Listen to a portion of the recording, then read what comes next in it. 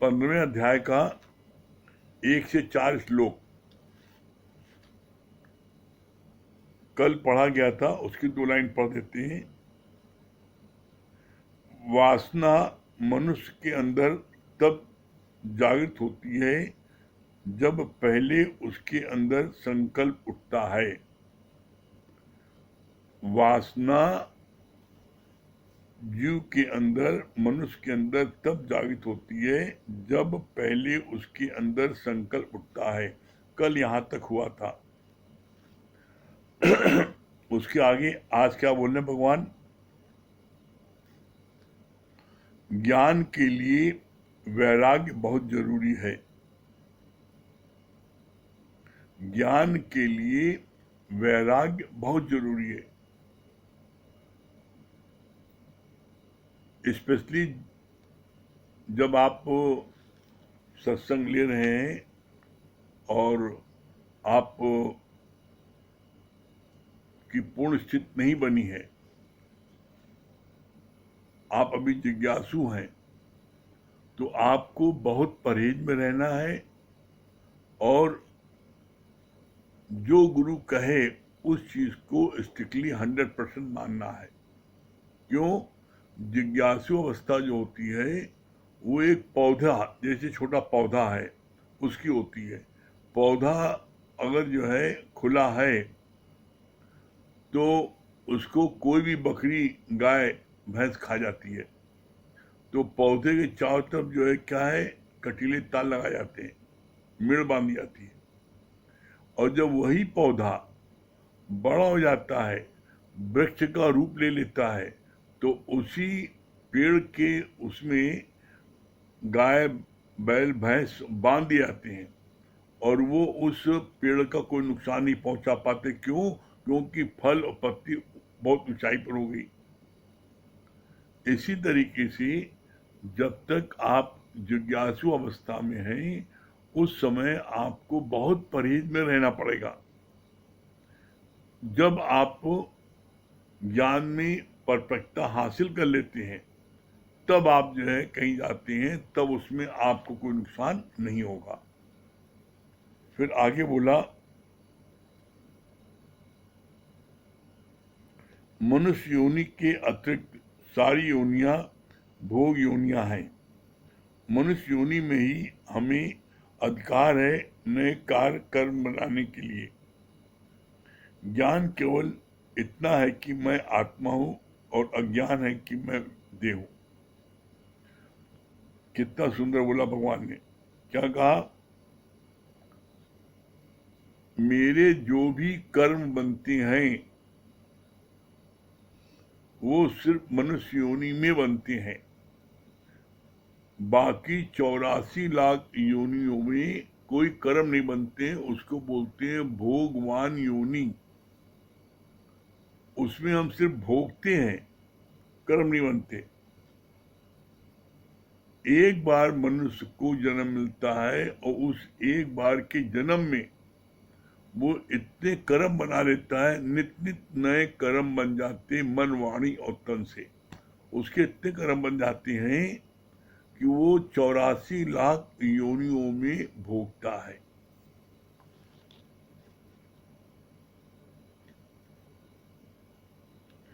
ज्ञान क्या बोला भगवान ने? ज्ञान क्या है? सिर्फ 2 अक्षर का, मैं ब्रह्म हूं, मैं ब्रह्म हूं, ये ज्ञान है। अज्ञान क्या है? मैं जीव हूं, मैं जीव, ये अज्ञान है। अपने को देह मानना ही अज्ञान है और अपने को ब्रह्म मानना ही ये ज्ञान है। फिर आगे बोला, संसार को अविनाशी कहते हैं क्योंकि संसार का भी नाश नहीं है। मौत न तो ज्ञानी की है और न अज्ञानी की। अज्ञानी अपने कर्मानुसार फिर जन्म लेता है और ज्ञानी लीन हो जाता है, वो भी फिर सर्वत्र अणु अणु में समाया है। कितनी सुंदर बात बताई भगवान ने। इस संसार में कोई भी चीज विनाश को प्राप्त नहीं होती, उसका रूप परिवर्तित होता है। तो बोला संसार भी विनाशी नहीं है, अविनाशी है। इसका नाश नहीं होता, परिवर्तित होता है। और फिर बोला, कितनी अच्छी बात, मौत न तो ज्ञानी की है न ज्ञानी की। कैसे? अज्ञानी अपने कर्मों के अनुसार वो नई नई योनियां पाता है। कैसे? कर्मों के अनुसार कैसे? बोला, अंत काल जो धन सुमरे, ऐसी चिंता में जो मरे, तो सर्प योनि बल बल उतरे। अंत काल पुत्र सुमरे, तो सुअर योनि बल बल उतरे। अंत काल महल माणी सुमरे, तो प्रेत योनि बल बल उतरे। अंत काल स्त्री सुमरे या पति सुमरे, तो वैश्या योनि बल बल उतरे। लास्ट में बोला है गुरु नानक साहब ने, अंत काल जो हरि सुमरे, ते नर मुक्ता होए। अंतिम बेला में जो हरि का सुमरन करती हैं वो परमात्मा से मिलके एक हो जाती हैं। और जो अज्ञानी हैं वो पुनः जन्म पाती हैं अपने कर्मों के अनुसार। इसीलिए जब कोई व्यक्ति मर जाता है तो क्या बोलते हैं? चल बसा, यहाँ से गया और अपने कर्मों के अनुसार अगली जगह उसको जन्म मिल गया। तो मरा थोड़ी कोई चीज, चेंज हुआ, उसका रूप चेंज हुआ। और ज्ञानी मरता ही नहीं है। कैसे नहीं मरता है? बोला, जैसे समुद्र में लहर उत्पन्न हुई, समुद्र से ही लहर उत्पन्न हुई और फिर समुद्र में ही मिल गई। तो ज्ञानी इसी तरीके से परमात्मा से उत्पन्न होता है और परमात्मा में ही मिल जाता है, तो उसका विनाश नहीं है। तो न ज्ञानी का नाश है और न अज्ञानी का नाश है। ज्ञानी जब ब्रह्मलीन होता है तो वो क्या है, रोम रोम में सबके समा जाता है। कैसे समा जाता है? बोला, जैसे मेरे रोम रोम में बसने वाले राम, कहाँ नहीं राम है, उसी तरीके से ज्ञानी जो है वो जैसे बारिश बरसती है तो धरती में समा जाती है, उसी तरीके से ज्ञानी जब अपना शरीर छोड़ता है तो क्या है, वो सारे भक्तों में वो समा जाता है। तो ऐसे में आप देखो कि आप कौन सा कर्म कर रहे हो, आपकी स्थिति क्या है। आप ज्ञान में मन लगा रहे हो कि माया मन लगा रहे हो। अगर आप ज्ञान में मन लगा रहे हो तो आप जो है प्रभु से मिलकर के एक हो जाओगे। फिर आगे बोला, संसार को अविनाशी कहते हैं क्योंकि संसार का भी नाश नहीं है। मौत न तो ज्ञानी की है और न अज्ञानी की है। अज्ञानी अपने कर्म अनुसार फिर जन्म लेता है और ज्ञानी लीन हो जाता है, वो भी फिर सर्वत्र अणु अणु में समाया है। ज्ञानी के लिए बोला, आज भले हमारे गुरु का शरीर नहीं है पर वो सर्व के भीतर यानी अंतर ध्यान है। शक्ति तो आज भी उन्हीं की कार्य करती है। जैसे पुलिस राजा के साथ भी होती है और पुलिस कैदी के साथ भी होती है। राजा की पुलिस वाले गुलाम होते हैं राजा के, और ऐसे ही ज्ञानी भी है राजा की तरह। मन और इंद्रियां सब उसके अधीन है ज्ञानी के, और अपनी फ्री विल से विचरता है। कितनी सुंदर बात बोली। पुलिस राजा के साथ होती है तो वो राजा की आज्ञा मानती है, राजा के अंडर में रहती है और राजा के लिए हिफाजत के लिए। और कैदी के साथ जो होती है तो कैदी क्या है, पुलिस की आज्ञा मानता है और वो इसलिए रहती है कि वो कैदी भागने न पाए।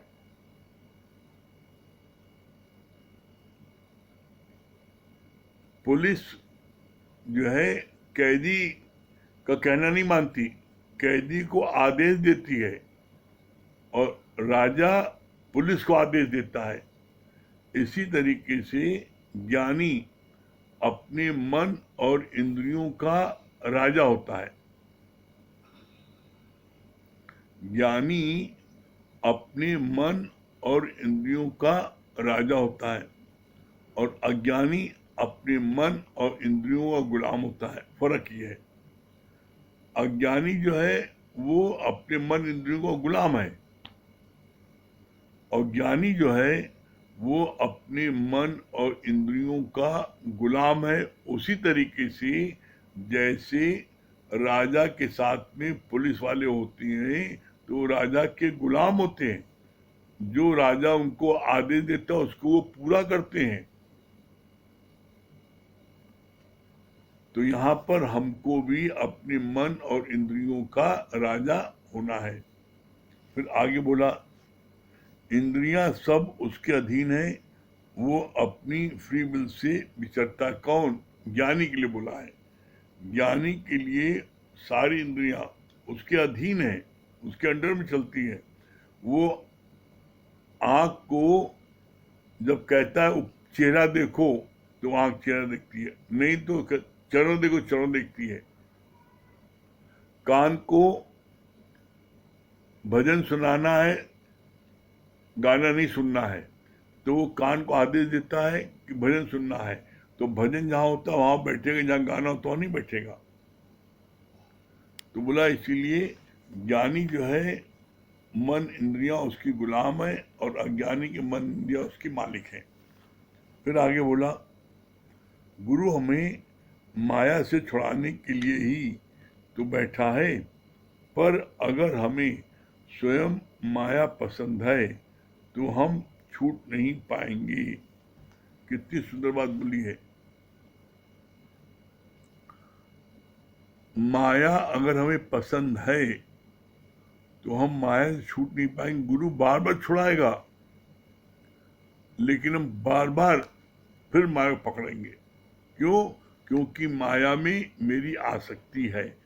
जिसकी आसक्ति माया में होगी वो माया को नहीं छोड़ पाएगा। तो इसीलिए आप बोलते हैं भगवान कि तुम देखो क्या तुम माया को छोड़ सकते हो। जैसे काकरोच होता है, काकरोच को आप कितना भी सोफे पर बैठाओ, कुर्सी बैठाओ, पलंग बैठाओ, लेकिन उसकी आदत है मोरी भागने की। उसी तरीके से जीव की आदत है माया भागने की। वो जो है भगवान के नाम लेने के लिए बैठाओ, वो जल्दी नहीं बैठेगा। तो बोला आदत जो है, ये आदत भी कैसे बदलेगी? बोला गुरु के प्रेम में। गुरु के प्रेम में हमसे सारी चीजें, गलत चीजें छूट जाती हैं। फिर आगे बोला,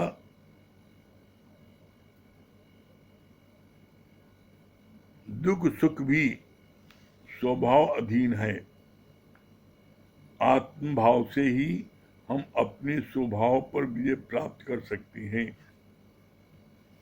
ये बात क्यों बोली? दुख सुख भी स्वभाव अधीन है। आप देखिए, किसी से बात करिए, पूछिए आप कैसे हो, तो कुछ लोगों की आदत होती है रोने की। वो हर समय अपना दुखड़ा रोएंगे, हर समय जो भी मिलेगा, भाई कैसे हो, क्या हाल है, अरे क्या बताएं, जी रहे हैं, बड़ा बवाल है, बड़ा ये है, मतलब वो हर समय रोते रहेंगे। उनको वो कोई कष्ट नहीं है तब भी रोते रहेंगे कि कष्ट आने जाए। और ज्ञानी जो है वो हर समय प्रसन्नचित रहेगा, चाहे कितना उसको कष्ट हो तब भी वो कष्ट का वर्णन नहीं करता। क्यों? क्योंकि जानता है ये सब मिथ्या है, ये सब मिथ्या है, एक परमात्मा सत्य है। तो वो किसी भी बात से अटकता नहीं है, हमेशा प्रसन्नचित रहता है। फिर आगे बोला,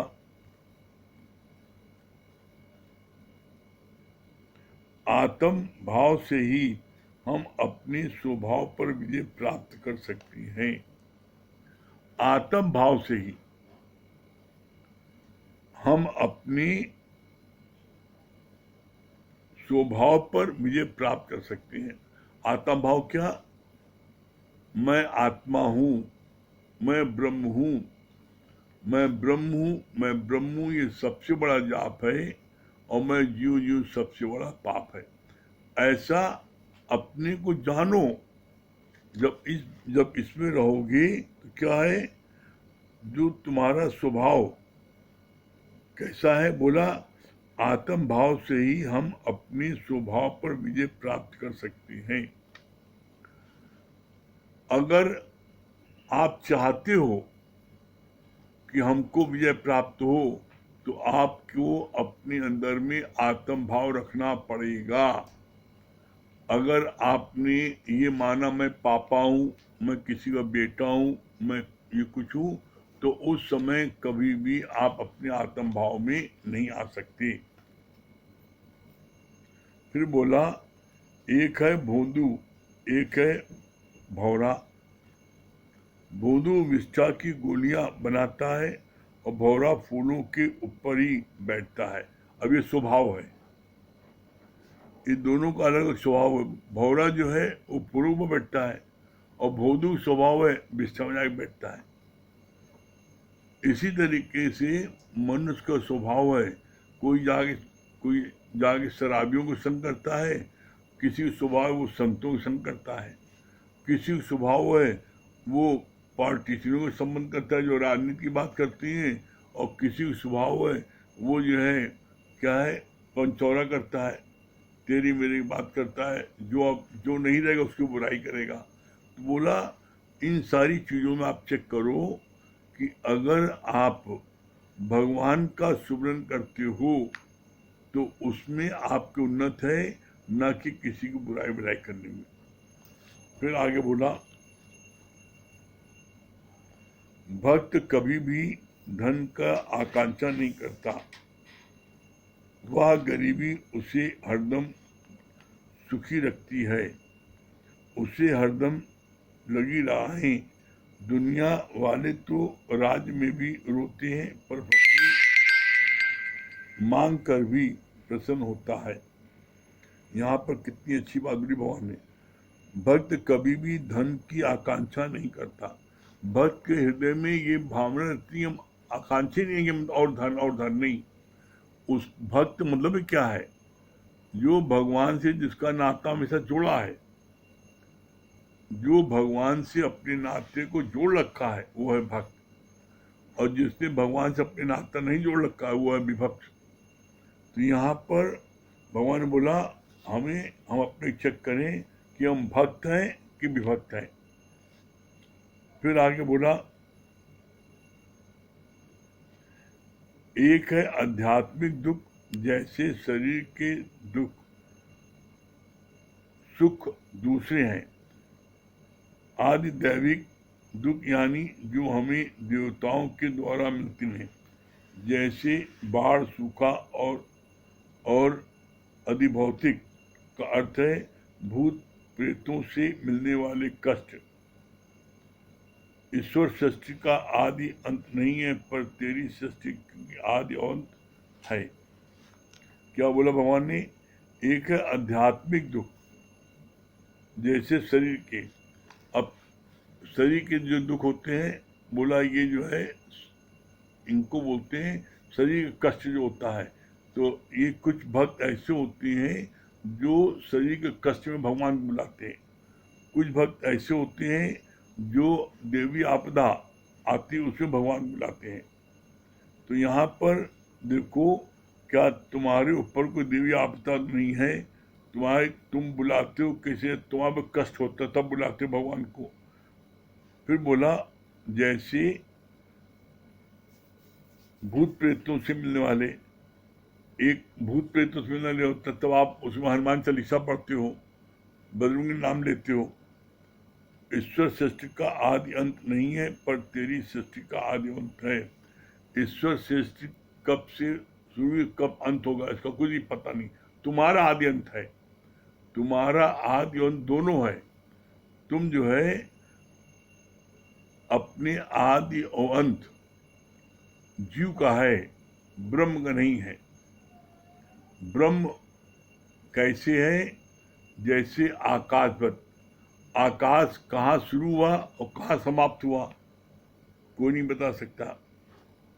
जीव कब पैदा हुआ, जिसका जन्म उसके पहले हुआ है बता सकता है मेरे सामने इसका जन्म हुआ है और मेरे सामने इसकी मृत्यु हुई है। तो जन्म मृत्यु जो है जीव की बताई जा सकती है, ब्रह्म नहीं बता सकते। क्यों? क्योंकि ब्रह्म जो है वो आकाशवत है और आकाश का कहाँ शुरुआत है और कहाँ अंत है इसको कोई नहीं जानता। फिर आगे बोला, ज्ञानी हर हालत में फायदा निकाल लेता है। बाहर कोई जगह नहीं है पर जगत है तेरे अंदर। उसी मनोकल्पित जगत को वैराग्य से नष्ट करना है। यहाँ पे क्या बोला? ज्ञानी हर हाल से फायदा निकाल लेता है। ज्ञानी फायदा क्यों निकाल लेता है? क्यों? कैसी भी विपरीत परिस्थिति आती है, टांग टूट गई, तब भी वो जानता है अरे ये सब मिथ्या है, संसार मिथ्या है। तो ये जो टांग टूटी है, ये टांग भी जो है क्या है, परमानेंट रहेगी, टूटी रहेगी? जानता है 4 दिन ठीक हो जाएगी। तो ज्ञानी इसलिए खुश होता है कि मेरे ही कर्मों का कोई फल है, इसलिए दुखी नहीं होता। तो बोला यहाँ पर, बोला ज्ञानी भोगे हंस के और अज्ञानी भोगे रोए। ज्ञानी यहाँ पर जो है हंस के हर चीज भोगता है और अज्ञानी रो रो के भोगता है। तो ऐसे में कभी भी आप किसी चीज से, कैसी भी विपरीत परिस्थिति है उसमें आप उससे उपराम हो, खुश हो, किसी बात से दुखी नहीं हो। जो बोलते हैं ना ज्ञानी हर बात में खुश, हर बात में कोई नहीं अच्छा निकाल लेता है। बोला तुम मेरे सामने कैसे भी खराब से खराब चीज लाओ तब भी हम बता देंगे इसमें अच्छाई है। तो जब हम अच्छाई देखते हैं तो उसमें क्या है, उससे फिर हमको ये दुख नहीं होता, और जब हम बुराई देखते हैं तो हमको दुख होता है। फिर आगे बोला,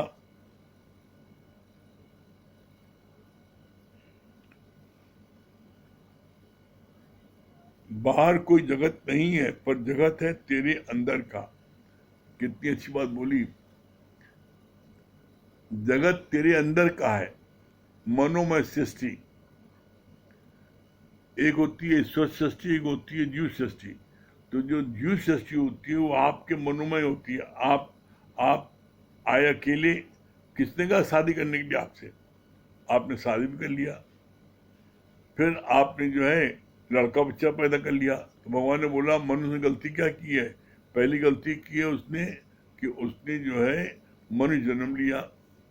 दूसरी गलती क्या किया उसने? उसने शादी ब्याह किया। और तीसरी गलती क्या किया? लड़के बच्चे पैदा किया। बोला सवा घड़ी के सुख के लिए तुम सारी जीवन तुम परेशानी में आते हो। सवा घड़ी सुख लिया और उसके बाद में अब बच्चा छोटा है, बच्चे को जो है क्या आते हैं, ये पेट में दर्द हो रहा है, रात भर जगो, है बीमार है, रात भर जगो।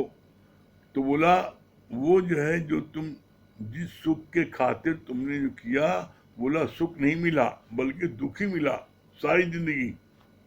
तो ऐसे में बोला भगवान ने कि तुम अगर सुख चाहते हो तो सिर्फ एक ही उसका उपाय है। क्या उपाय है? कि आप गुरु की शरण आ जाओ। बोला शरण आए तब गति पाए। शरणागति, जो शरण आता है उसी को गति मिलती है, बाकी कोई दूसरा उपाय नहीं है। फिर आगे बोला,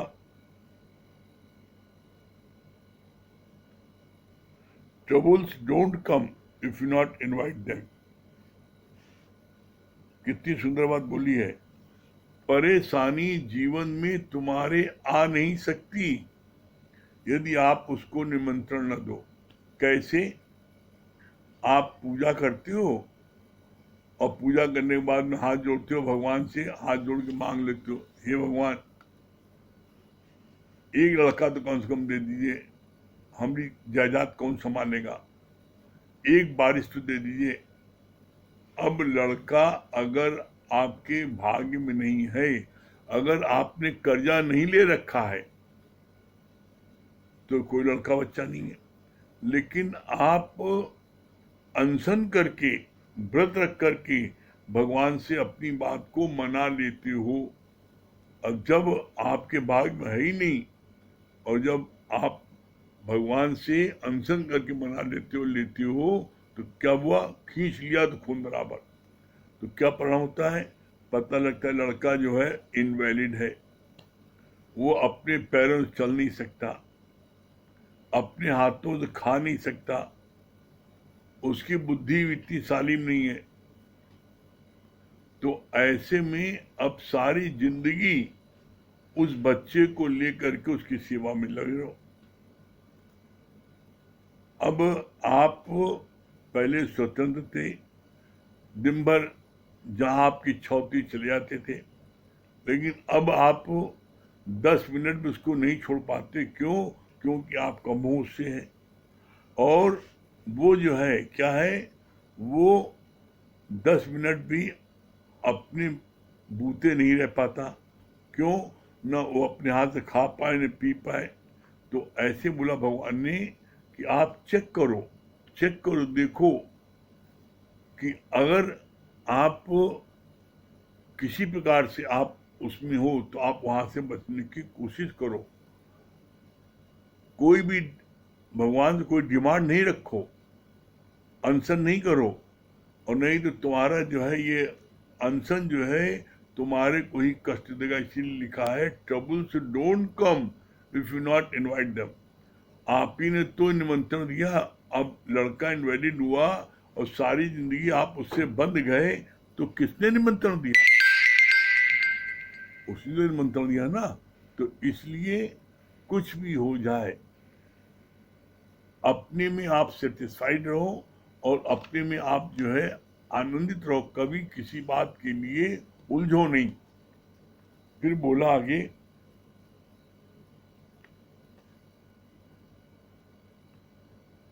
भेजने का अर्थ है उनके बारे में विचार करना। किस चीज के बारे में विचार करना? कोई न कोई मायावी बात।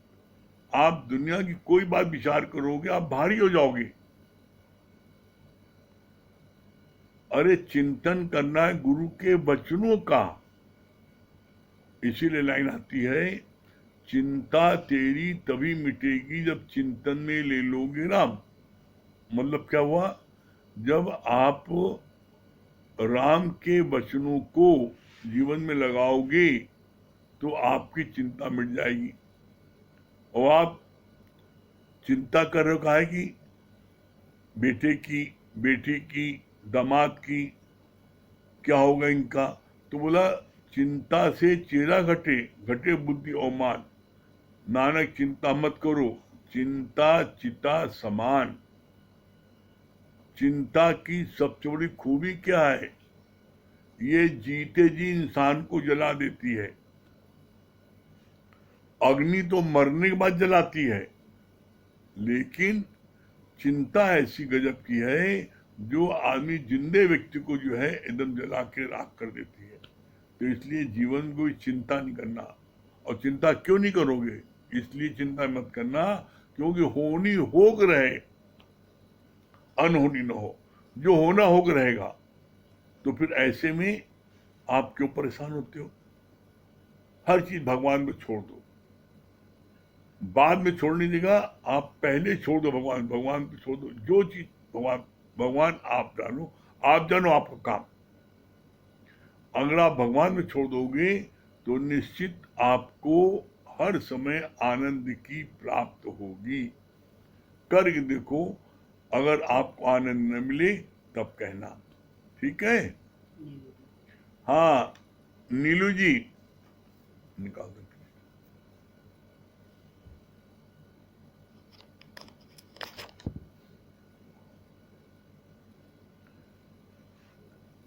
नीलू जी, हरिओम गुरुजी।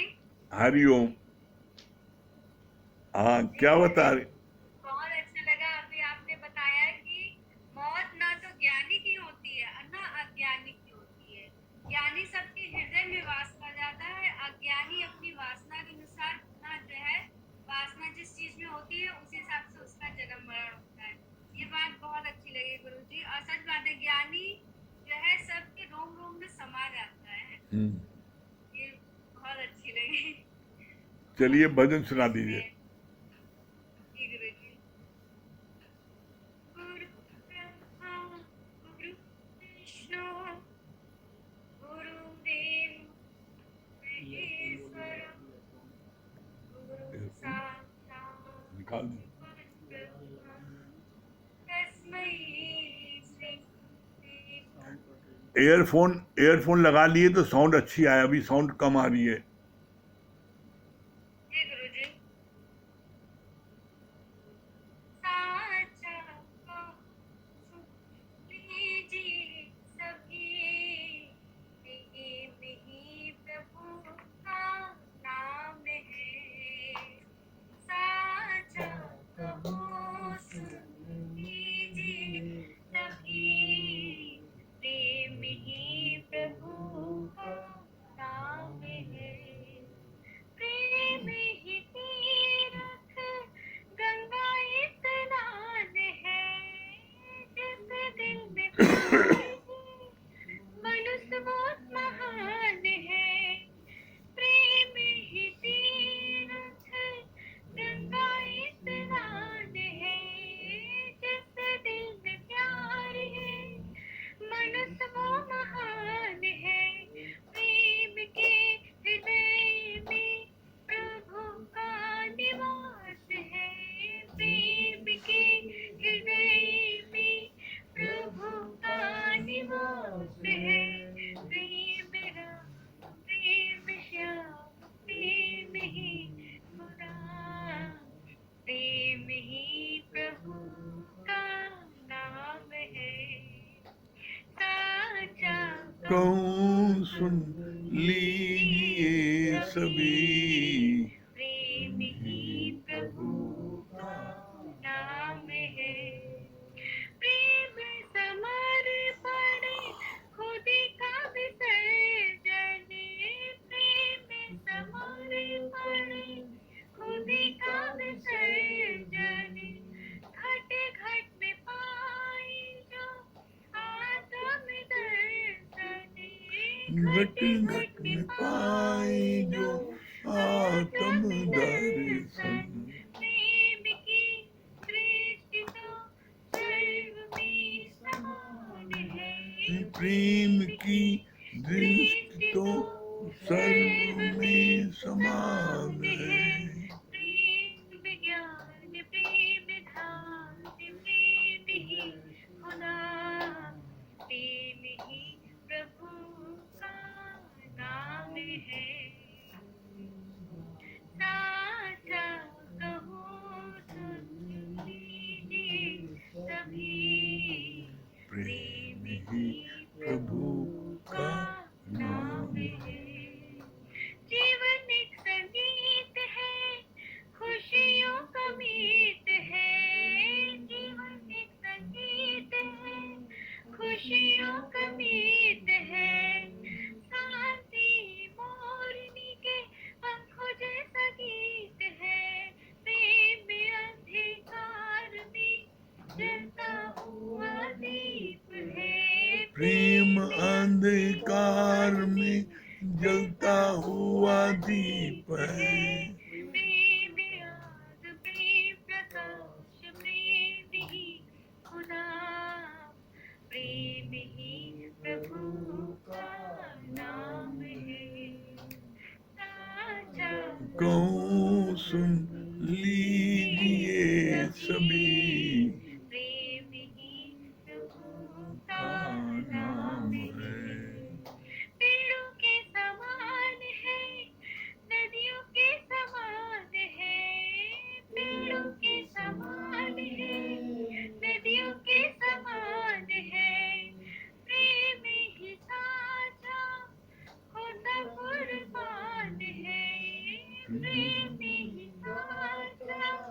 होता कोई कुर्बान है। प्रेम के हृदय को प्रेम का प्रणाम है। प्रेम के हृदय को प्रेम का प्रणाम है। धर्म वेद गीता बाइबल और कुरान, प्रेम ही प्रभु का नाम है।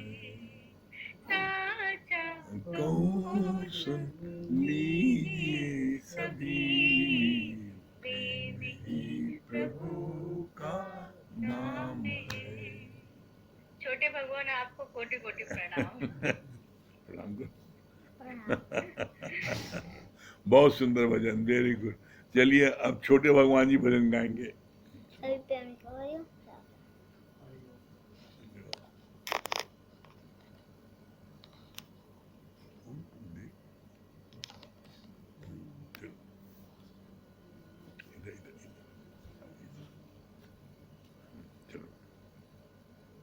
सीताराम सीताराम सीताराम कहिए, सीताराम सीताराम सीताराम कहिए। जाहि विधि राखी राम, ताहि विधि रहिए। सीताराम सीताराम सीताराम कहिए, जाहि विधि राखी राम, ताहि विधि रहिए। मुख में हो राम नाम, राम सिर्फ हाथ में हो राम नाम, राम से हाथ में। तू अकेला नहीं प्यारे, राम जी के साथ में। तू अकेला नहीं प्यारे, राम जी तेरे साथ में। विधि का विधान जान, आने लाभ सहिए। विधि का विधान जान, आने लाभ सहिए। जाहि विधि राखी राम, ताहि विधि रहिए। सीताराम सीताराम सीताराम कहिए, जाहि विधि राखी राम, ताहि विधि रहिए। किया अभिमान तो फिर मान नहीं पाएगा, किया अभिमान तो फिर मान नहीं पाएगा। होगा प्यारे वही जो श्री राम जी को भाएगा। होगा प्यारे वही जो श्री राम जी को भाएगा। फले आशा त्याग शुभ काम करते रहिए। फले आशा त्याग शुभ काम करते रहिए। जाहि विधि राखी राम, ताहि विधि रहिए। सीताराम सीताराम सीताराम कहिए, जाहि विधि राखी राम, ताहि विधि रहिए। वेरी गुड, बहुत सुंदर, बहुत सुंदर। आइए अनु भैया।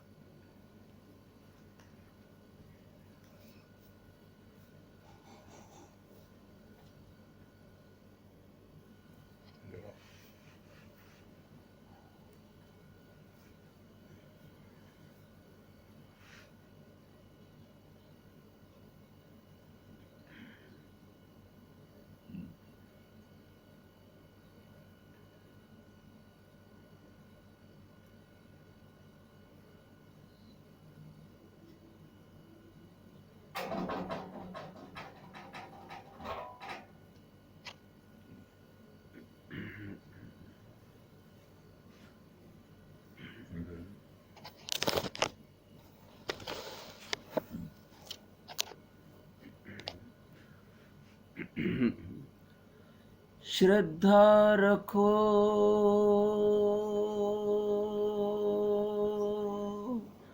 जगत के लोगों, अपने दीनानाथ पर लाभ हानि, जीवन और मृत्यु,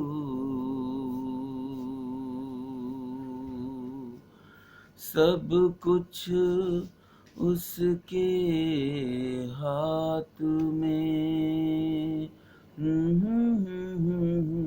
मारने वाला है भगवान, बचाने वाला है भगवान। मारने वाला है भगवान, बचाने वाला है भगवान। बाल नभा का होता जिसका, बाल नभा का होता जिसका, रक्षक दया निधान। मारने वाला है भगवान, बचाने वाला है भगवान। मारने वाला है भगवान, बचाने वाला है भगवान। क्या तूने पाई फल की आशा, स्वार्थ बिना प्रीत जोड़ो।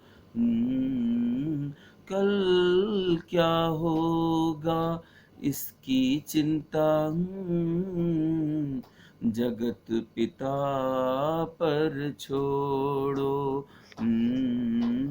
क्या होनी है क्या अनहोनी, क्या होनी है क्या अनहोनी, सबका उसको ज्ञान। मारने वाला है भगवान, बचाने वाला है भगवान। मारने वाला है भगवान, बचाने वाला है भगवान। जल थल अग्नि आकाश पवन पर केवल उसकी सत्ता, केवल उसकी सत्ता। प्रभु इच्छा के बिना यहाँ पर हिल न सके एक पत्ता, हिल न सके एक पत्ता। जल थल अग्नि आकाश पवन पर केवल उसकी सत्ता, केवल उसकी सत्ता। प्रभु इच्छा के बिना यहाँ पर हिल न सके एक पत्ता, हिल न सके एक पत्ता। उसी का सोचा यहाँ पे होता, उसी का सोचा यहाँ पे होता, उसकी शक्ति महान। मारने वाला है भगवान, बचाने वाला है भगवान। मारने वाला है भगवान, बचाने वाला है भगवान। मारने वाला है भगवान, बचाने वाला है भगवान। बाल नभा का होता उसका,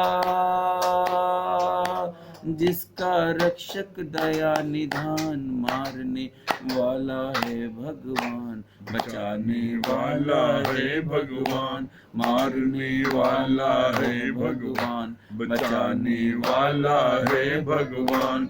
मारने वाला है भगवान, बचाने वाला है भगवान। मारने वाला है भगवान, बचाने वाला है भगवान। बहुत सुंदर। हाँ, विनोद गुप्ता जी।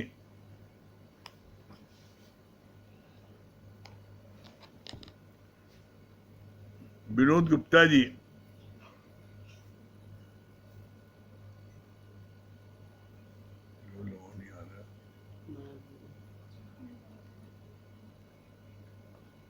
हाँ महेश, हाँ महेश भैया।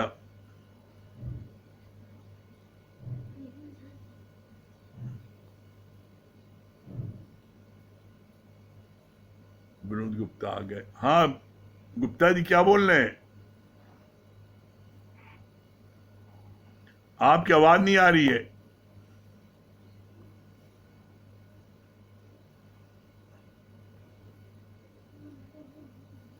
नहीं नेटवर्क नहीं। हाँ महेश भैया, आपकी आवाज नहीं आ रही गुप्ता जी। हाँ हरिओम। हरिओम। बहुत अच्छा लगा गुरु जी की सच में कि जैसे हम देख रहे हैं कि कितना हम लोगों के ऊपर भैया लोगों की कृपा बरस रही है, साथ में छोटे भैया की भी। सच में संत भैया को देख के जो है मुक्ति भूमि भी आजकल बैठ रही है गुरुजी। अच्छा। मतलब सब छोटे बच्चे जितने सब बाकी तिरछे थे वो भी लोग बैठने लगे। मतलब संत भैया के आने से भी और इजाफा हो रहा है। अजय तालू भैया और अमित भैया के आने से सबकी खिड़की पहले खुल जा रही है, सब बहुत मनमना भाव से सुन रहे हैं। बहुत अच्छा लग रहा है जैसे आप सब इतना प्रेरणा दे के सबको इतना खींच के ला रहे हैं। बाकी आज मुक्ति भी है और वो है, मम्मी भी है। हाँ, क्या बता रही है, क्या बता रही महेश मम्मी?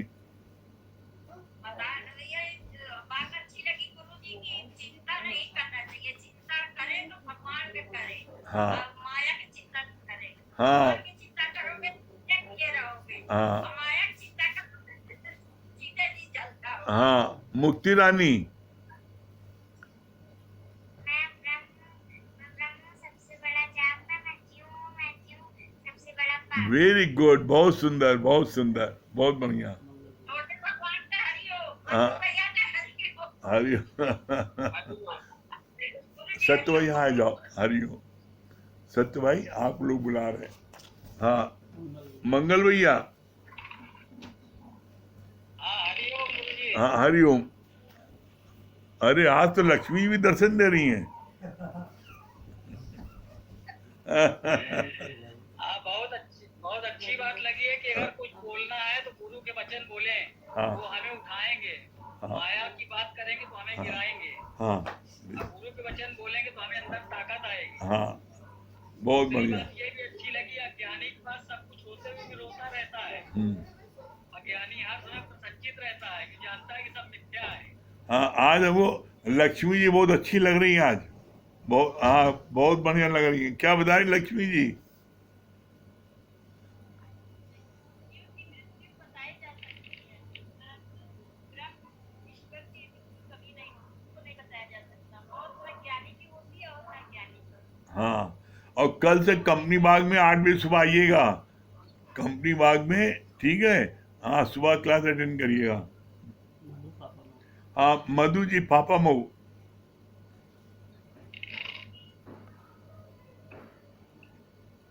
मधु जी पापा मऊ।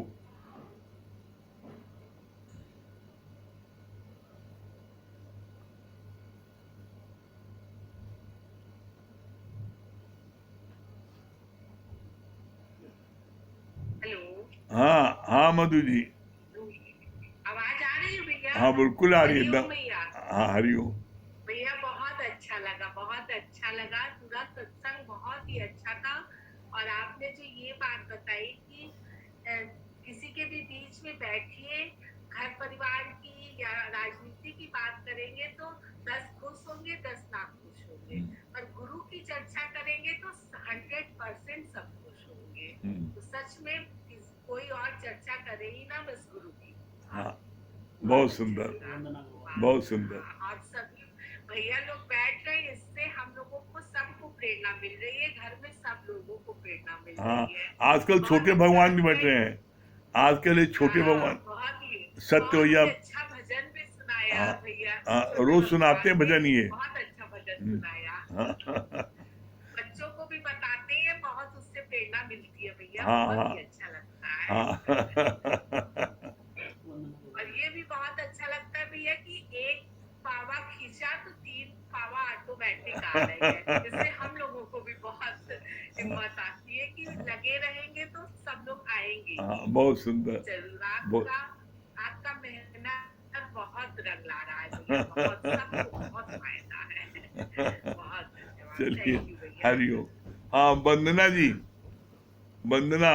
हरिओम। हाँ, हरिओम वंदना जी, हरिओम। हाँ, बहुत अच्छा पॉइंट लगा कि एक दो सृष्टि होती है, एक ईश्वर सृष्टि, एक जीव सृष्टि। ईश्वर सृष्टि वो होती है जो ईश्वर रचता है, हाँ। जो सहज है, नॉर्मल है, सब दिखाई देता है। पृथ्वी, आकाश, जल, वायु, अग्नि, सहज रूप में संजना का, सूरज का निकला, ये सहज है। ईश्वर की सृष्टि है। जीव सृष्टि है वो जो हम खुद बनाते हैं। हाँ। ईश्वर नहीं रचती है। हम खुद अपना बैल मुझे मार वाली करते हैं। जो हमारे हाथ में नहीं, वो गलती हम पाल लेते हैं। हाँ। कहीं हाँ। तो ईश्वर नहीं बनाई, हमने खुद रख दिया। तो ईश्वर कहता है तुम्हें रख दिया, तुम खुद से लो। तो उसका कोई सोल्यूशन नहीं है। तो जो ईश्वर की सृष्टि उससे ना खुश रहो, अपने से खुश लिया। चलिए, बहुत सुंदर। चलिए, ओम को जाप कर ले 3 बार, टाइम हो रहा है, ठीक है।